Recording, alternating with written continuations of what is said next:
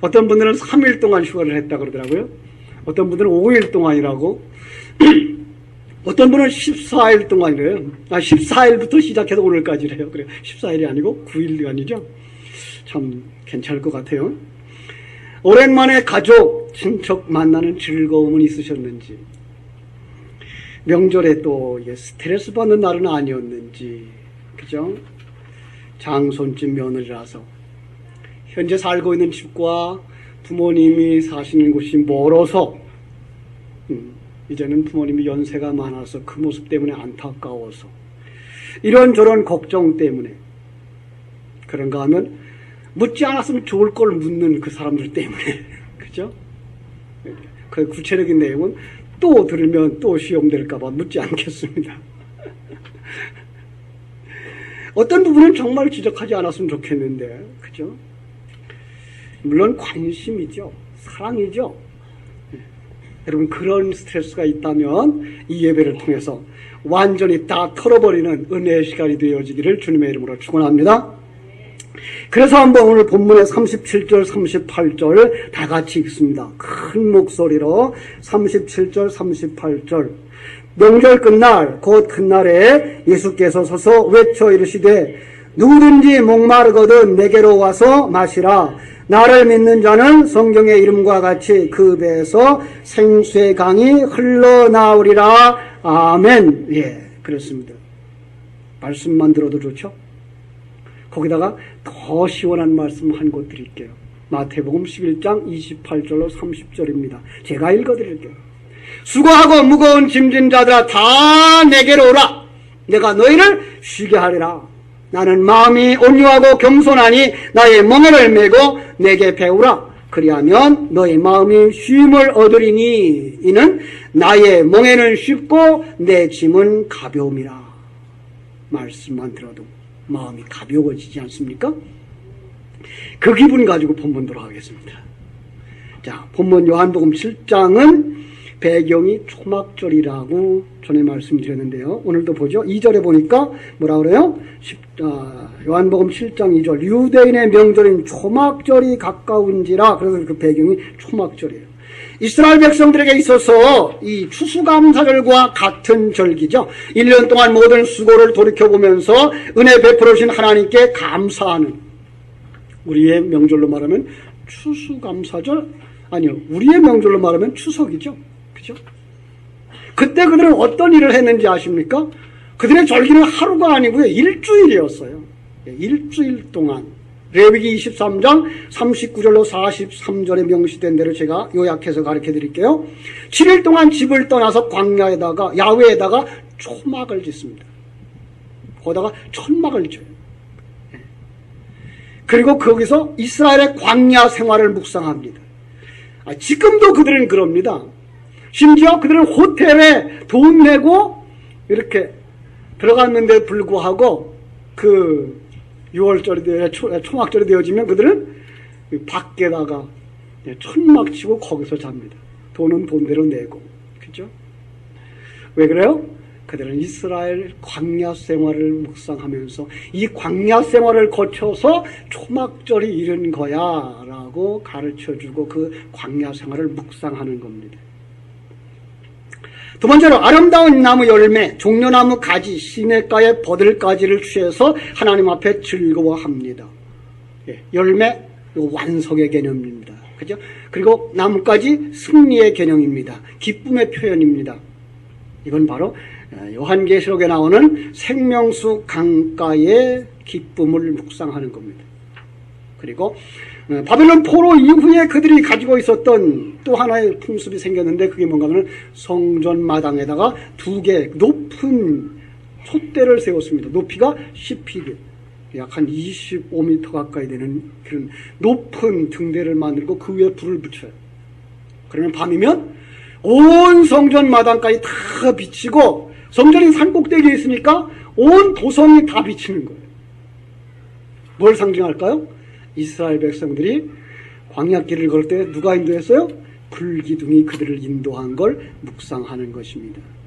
그리고 낮 시간에는 그들은 또 하나 일을 했는데 실로암 못에 가서 그 물을 길어다가 성전 문지방에서부터 번제단까지의 바닥을 물로 적셨습니다.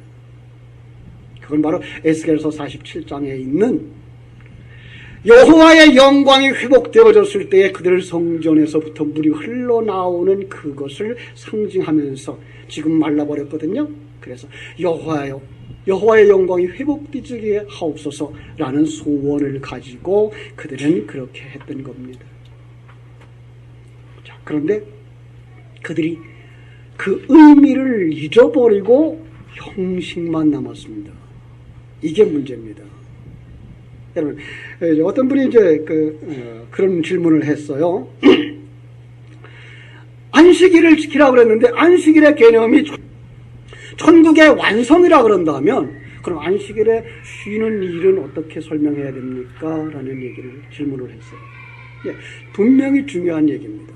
안식일에 그들은 쉬어야 했습니다. 안 쉬면 율법에 의해서 돌에 맞아 죽습니다. 그런데 쉬라고 하는 그 얘기가 뭘까요?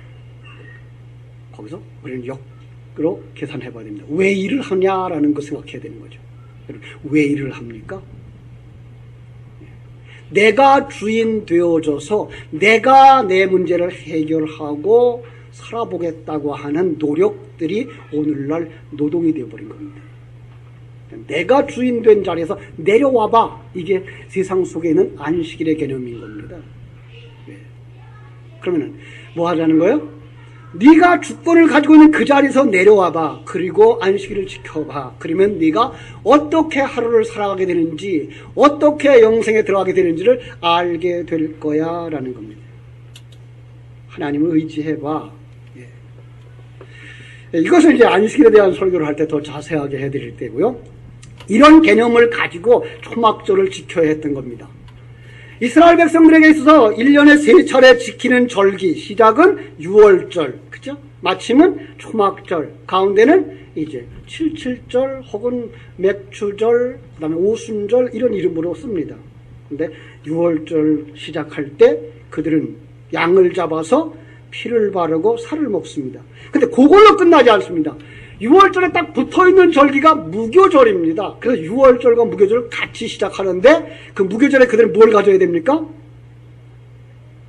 그들이 광야를 거쳐서 가나안 땅에 들어가서야만 얻을 수 있는 곡식을 가지고서 떡을 만들어야 되는 겁니다. 결국은 6월절의 시작을 보면서 그들은 초막절의 완성을 바라보고 소망하는 절기로 이 6월절을 지키게 만들어놨고요. 초막절을 지키면서 왜 그들을 광야로 내보내서 초막에서 지키게 한다고요?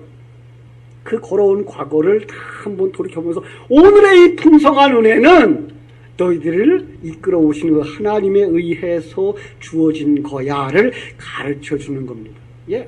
그래서 그들은 그 절기를 광야 생활을 다 거쳐서 가나안 땅에 들어갔을 때에 거기서 그들은 자기들이 뿌리지 아니하고 심지 아니한 열매를 거두어서 그걸 가지고 초막절을 지키게 됩니다. 그냥 감사했겠죠. 왜? 수고하지 않았으니까. 그런데 여기서 그걸 가지고 죄송합니다. 그걸 보면서 불로소득이 축복이야. 이렇게 가면 곤란해지는 겁니다. 여러분, 불로소득은 그 축복이 아닙니다. 여기서 지금 얘기하고 싶은 건 뭡니까? 구원은 이렇게 너에게 주어진 거야를 설명하는 겁니다. 구원의 시작도 완성도 어떻게 해요? 너희에게 그 조건과 자격이 있어서 주어진 게가 아니고 너희들이 심지 않은 걸 거두는 걸로 보여지는 거야 라는 그림이 바로 초막절의 그림인 겁니다. 자, 거기서 우리는 이제 저주가 뭔지 한번 살펴볼 수 있어야 되겠죠. 저주는 신명기 28장 15절로 68절 다 읽으면 1시간 걸리겠죠. 대표적인 것만 하나 읽을게요. 신명기 28절 30절 28장 30절 네가 여자와 약혼하였으나 다른 사람이 그 여자를 취할 것이요 집을 건축하였으나 거기 거주하지 못할 것이요 포도원을 심었으나 네가 거기서 따지 못하리라. 여러분, 이거 세상 일로 보지 마세요. 세상 일로 보면 세상에서 수고하고 희생하고 남을 위해 섬기는 자가 대접을 못 받으면 그게 저주처럼 보일 거 아니에요. 예, 그거 아닙니다. 그런 얘기하고 있는 거 아닙니다. 그 얘기는 이제 요한복음 4장으로 이끌어가서 한번 보세요. 요한복음 4장 36절 38절 보면 예수님이 이런 말씀을 합니다. 거두는 자가 이미 삭도 받고 영생에 이르는 열매를 모으나니 이는 뿌리는 자와 거두는 자가 함께 즐거워하게 하려 함이니라. 그런즉 한 사람이 심고 다른 사람이 거둔다 하는 말이 옳도다. 내가 너희로 노력하지 아니한 것을 거두러 보내었노니 다른 사람이 노력하였고 너희는 그들의 노력하는 것에 참여하였느니라. 뿌리는 자와 거두는 자가 뭐 한다고요? 다 함께 즐거워하는 구원입니다. 예. 그런데 한 사람이 심습니다. 그는 거두지 못합니다. 다른 사람이 거둡니다. 여러분, 심었는데 거두지 못한다. 신명기 28장 15절 이하에 나오는 저주에 관한 거죠. 너희는 그들이 노력한 것에 참여하였느니라. 뭐예요? 다른 사람이 심은 걸 너희들이 거둔다는 말이죠. 예. 이건 신명기 6장에 있는 축복에 관한 부분인데요. 10절부터 11절 제가 읽어드릴게요. 네 하나님 여호와께서 네 조상 아브라함과 이삭과 야곱을 향하여 내게 주리라 맹세하신 땅으로 너를 들어가게 하시고, 하나님 맹세한 땅이 어디예요? 가나안입니까? 아니요, 천국입니다. 네가 건축하지 아니하고 아니한 크고 아름다운 성읍을 내게 얻게 하리라. 예루살렘 성입니까? 여리고 성입니까? 아니요, 이것도 천국입니다. 네가 채우지 아니한 아름다운 물건이 가득한 집을 얻게 하시며 네가 파지 아니한 우물을 차지하게 하시며 네가 심지 아니한 포도원과 감람나무를 차지하게 하사 네게 배불리 먹게 하실 것이다. 이게 구원입니다. 그런데 네가 받은 그것, 천국이 다 뭐라고요? 네가 수고하지 아니한 것, 구원은 바로 이런 거야 라는 겁니다. 이게 바로 복받은 자야 라고 신명기 6장 그리고 28장에서 계속해서 말하고 있는 것입니다. 그럼 그때에 저주받은 자는 누굽니까? 요한복음 4장에서 나는 심었고 너희들은 거둔다 그래. 그럼 나는 심고 나는 거두지 못해요. 그래서 예수님이 저주받아 십자가에서 죽는 죽음으로 그려지는 겁니다. 여러분, 우리의 구원은 그냥 공짜로 왔다 그래서 그것이 아무런 대가도 지불되어지지 아니한 것 아닙니다. 하나님은 공의의 하나님입니다. 절대 공의의 하나님입니다. 우리가 죄와 저주를 예수님이 짊어지고 당하시지 않았으면 우리에게는 구원의 은혜는 없는 것입니다. 이것이 초막절의 깊은 뜻입니다. 예. 우리 구원받은 자가 끊임없이 기억해야 될 것, 그것입니다. 그래서 하나님은 이스라엘 백성들에게 1년에 한 번 7일 동안 기간을 정해서 초막에서 생활하게 하심으로 되새김질하게 하셨던 것입니다. 그런데 이스라엘 백성들은 그 진리는 다 잊어버리고 형식만 남았습니다. 여러분, 이거 오늘 우리 성도들이 이 지경에 이르지 않았습니까? 요한계시록 2장 2절로 4절에서 경고합니다. 내가 내 행위와 수고와 내 인내를 알고 또 악한 자들을 용납하지 아니한 것과 자칭 사도라 하되 아닌 자들을 시험하여 그의 거짓된 것을 내가 드러낸 것과 또 내가 참고 내 이름을 위하여 견디고 게으르지 아니한 것을 안다. 4절. 그러나 너를 책망할 것이 있나니 너의 처음 사랑을 버렸느니라.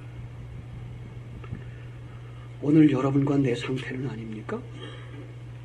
그동안 수고 참 많이 하셨습니다.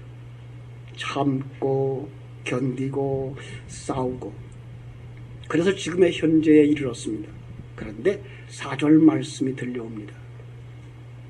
그러나 너를 책망할 것이 있나니 너의 처음 사랑을 버렸느니라. 신앙생활은 종교적 행위로 그쳐버리면 안 됩니다. 그 속에 처음 사랑, 하나님에 대한 이해, 자신에 대한 절망, 그래서 십자가 붙잡는 회개의 마음, 그것 잃어버리면 안 된다고 하는 겁니다. 5절 그렇게 된다면 너희들이 계속 그렇게 처음 사랑을 잃어버린다면 내가 네게로 가서 네 촛대를 그 자리에서 옮겨버리겠다. 여러분 성지순례를 해보신 분들이나 성지순례에 대한 사진을 보신 분들은 기억할 겁니다. 흔적뿐인 에베소 교회. 예. 지금 이슬람권에 완전히 덮여버렸습니다. 그런가 하면 로마 여행이나 유럽 여행을 해보신 분들 알 겁니다. 그 당시에 그렇게 화려하게 지은 그 성당들 지금 어떻게 됐습니까? 성도들의 피와 땀을 짜내서 지어놓은 성당들이 그냥 건물뿐입니다. 요즘은 그 건물을 유지할 만한 힘이 없어서 그 건물을 팔았습니다. 어떤 건물은 술집으로 변했습니다.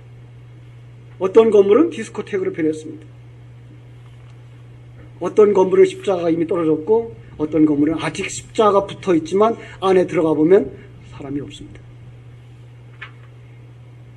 심지어는 여행 가서 예배당 주일날 하고 예배당 찾아가면 노인네 서너 명 앉아있는, 그래서 여행하러 간 크리스찬들끼리 모여서 예배를 할 때 그들과 함께 예배하는 이런 상황이 빚어지고 있다는 겁니다.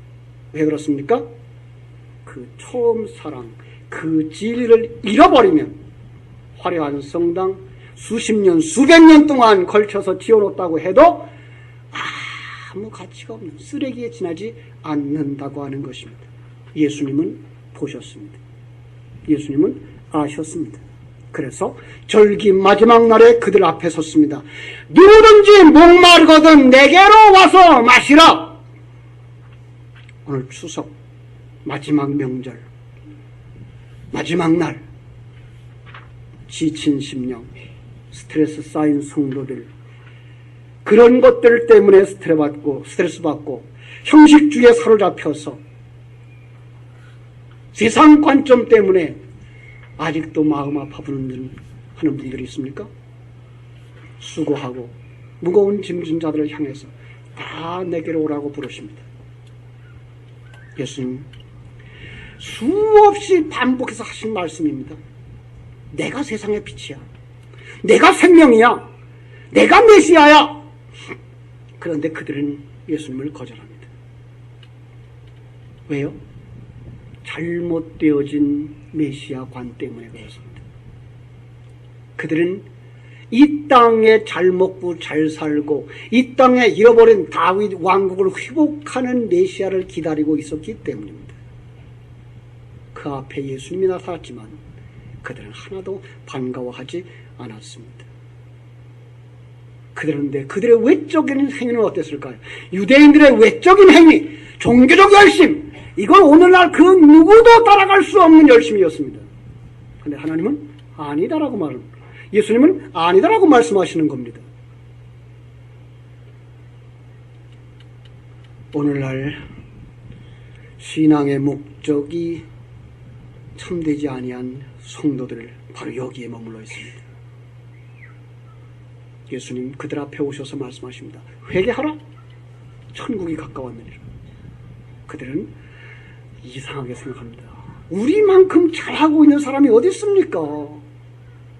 하나님 우리에게 요구하는 율법을 하나하나 다 지키는데 전혀 부족함이 없습니다. 예배당에 나와서 예배하는 모든 순서 아주 풍성합니다. 왜 우리 보고 잘못됐다고 회개하라 그럽니까? 격려해 주셔야지. 여러분, 하나님의 눈에는 그들의 행위가 다 참 것이 아니었습니다. 무엇을 참이라고 합니까?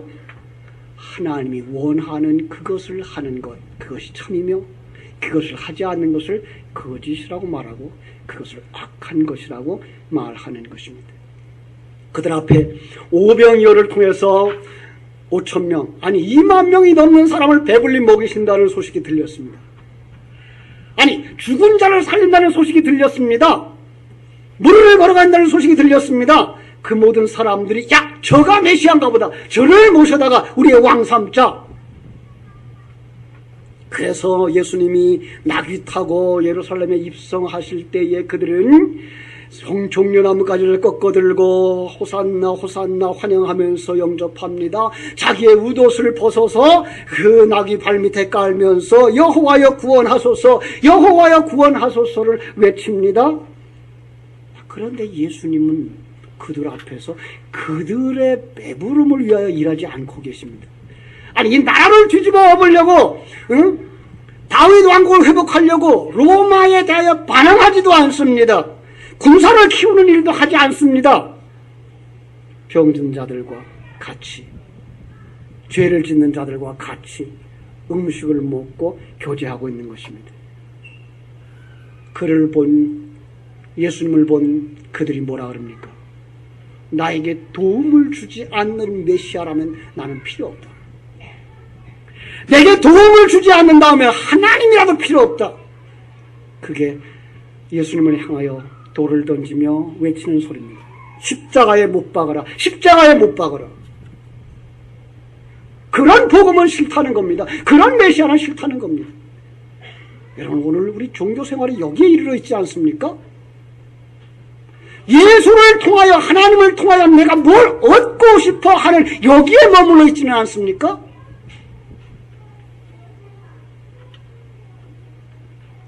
그래서 예수를 잘 믿는다고 하는 것 때문에, 난 예수를 20년 잘 믿어서 30년 잘 믿었어. 그래서 권사님이 됐고 장로님이 됐어. 그런데 고향 돌아가서 친구들 만나보니까 그들이 나보다 더 큰 차를 몰고 왔어.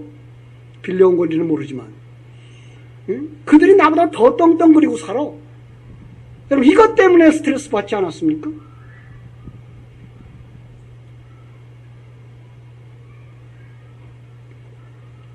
어떤 사람은 생각합니다. 예수 믿기 때문에 불로소득이 생기고 출세의 기회가 생기고 공부하지 않았는데도 점수가 잘 나오는 것이 믿음이라고. 천만의 말씀입니다.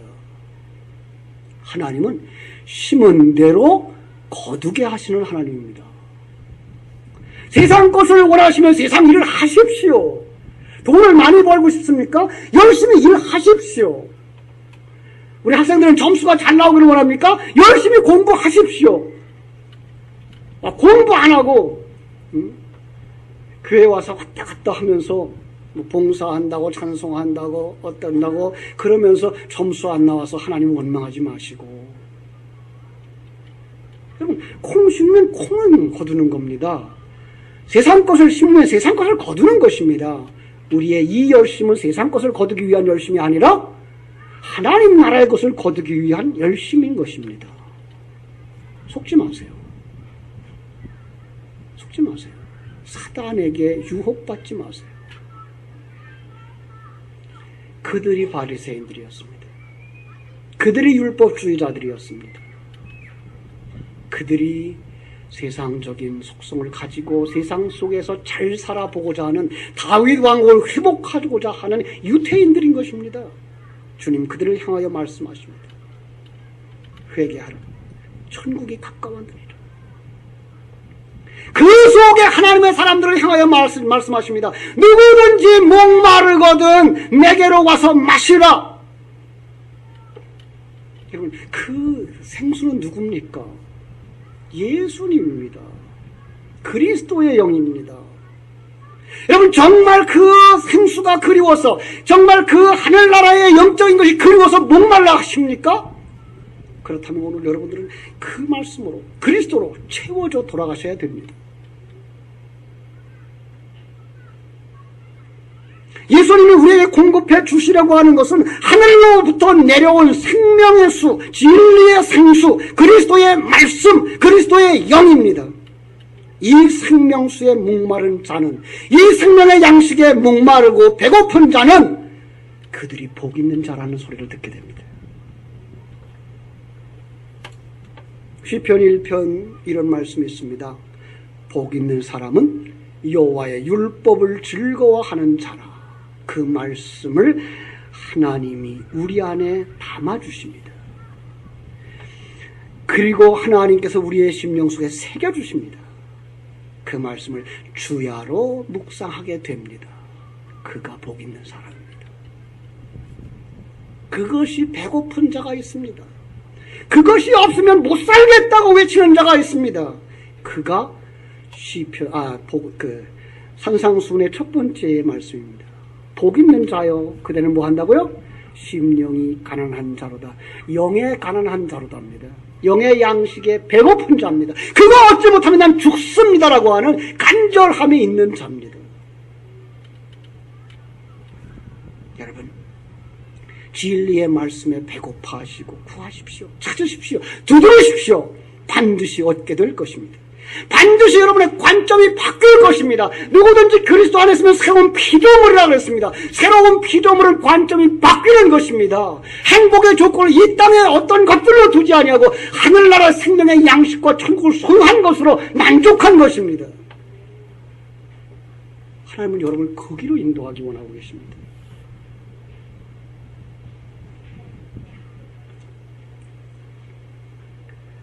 여러분, 그 생수에 목말라하고 그 양식에 배고파한다면 구하십시오. 두드리십시오. 찾으십시오. 반드시 얻게 될 줄로 믿습니다. 반드시 머지않아 여러분 심령의 생명수의 강이 흘러 넘칠 것입니다. 진리의 말씀이 차고 넘칠 것입니다. 여러분의 잔이 충만되어질 것입니다. 하나님의 영광이 나타나 하나님을 기쁘게 하실 그것입니다. 그날을 바라보고 진리의 길을 달려가는 이런 성도들이 되시기를 바랍니다. 세상 것 때문에 스트레스 받지 마시고, 세상 것 때문에 비교, 하위, 그것 때문에 너무 좋아하거나 그것 때문에 너무 실망하지 마시고, 여러분은 이제 하나님의 사람이기 때문에 천국을 소유한 자, 그 은혜를 인하여 우리는 성경의 비유 속에 하나 있습니다. 무엇입니까? 1만 달란트를 탕감받은 자. 여러분은 1만 달란트를 가진 자입니다. 세상 것은 열문화입니다. 세상 것, 그것, 열문화를 다 가졌다고 해도 열문화입니다. 여러분이 9문화밖에 없다고, 5문화밖에 없다고 안타까워합니까? 그 자리에서 눈을 들어 하늘을 보십시오. 하나님의 그 전능하시고 크신 사랑을 보십시오.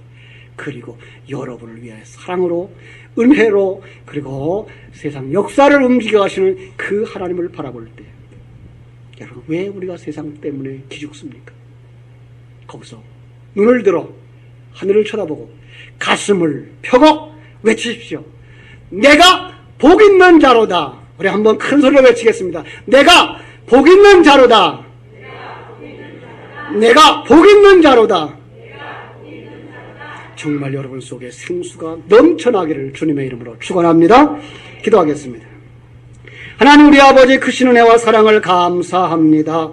우리가 아직도 영적인 눈이 열리지 않아서 세상 사람들과 견주어 볼 때 때로는 마음에 상처받고 또 그것 때문에 스트레스로 고생을 합니다.